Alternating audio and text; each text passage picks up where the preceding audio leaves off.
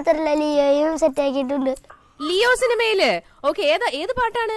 ഞാൻ റെഡിതാ. ആഹാ, അപ്പൊ അങ്ങനെ തളപതി ഫാൻസാ? ഇത്രേ ഉള്ളൂ, ഇത്ര ഫാൻസേ ഉള്ളൂ? തളപതി ഫാൻ ആണോ?